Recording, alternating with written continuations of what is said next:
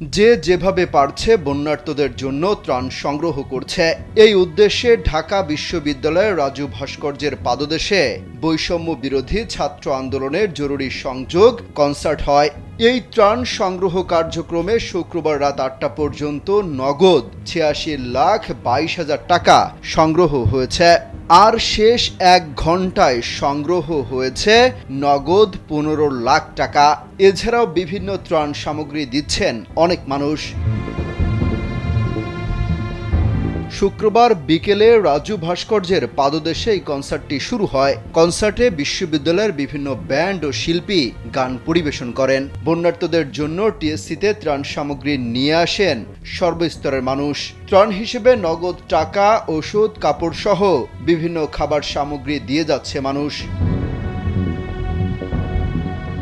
আয়োজকরা জানান, কনসার্ট একদিনের হলেও তাদের ত্রাণ সামগ্রীর সংগ্রহ চলবে সপ্তাহব্যাপী। অমিত হাসান রবিন, কালবেলা।